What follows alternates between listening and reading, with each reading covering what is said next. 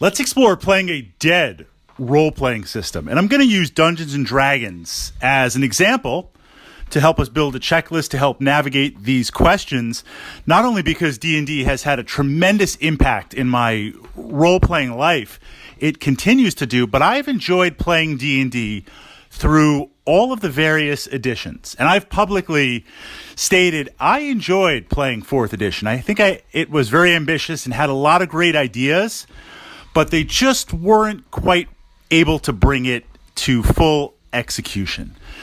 A dead role-playing system is one that is no longer actively being supported. Maybe the company has gone out of existence and the rights have not been picked up. There's the possibility that it's moved on to another edition. A great example of this is Advanced Dungeons & Dragons. Completely different company. TSR is no longer with us. D&D has been taken in a completely new direction, and there are no official supplements, adventures, books being produced for AD&D. The community has moved on. But if we explore AD&D, there are still a number of players that this is their primary system. And I'm playing 5th edition right now. I'm loving 5th edition for what it is, but I still regularly play Advanced Dungeons & Dragons for a variety of reasons.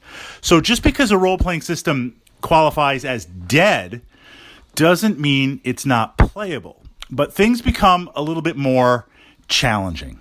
And the primary challenge in any role-playing system, regardless of the narrative, finding players for your tabletop, whether that's physical or virtual. Comparing Dungeons & Dragons again as an example, it's really easy to find players for 5th edition. It's the current edition. Players cycling in new to D&D, that's all they know is 5th edition. There's supplements being produced. There's adventures. There's modules. There's third-party Kickstarter support. A lot of enthusiasts are crafting and writing their own adventures. All that funnels into the community to create momentum to play D&D 5th edition. I can literally fill my table by walking down to the gaming store or putting out a couple of broadcasts, very, very easy to find. If I wanted to play AD&D, while I've cultivated and curated a core group over the years, bringing new players to the table is a little bit more challenging. So that's really the primary hurdle in playing a dead role-playing system. You need to have a mechanism to bring players to the table. On a side note, I know I'm committing heresy here a little bit. Warhammer Fantasy Roleplay, 3rd edition.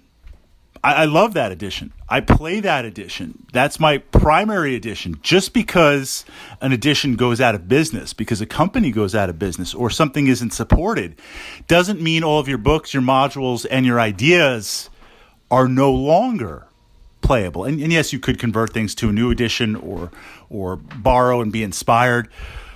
But just because it's dead doesn't mean it's unplayable. It's just going to be a little bit more challenging in finding players.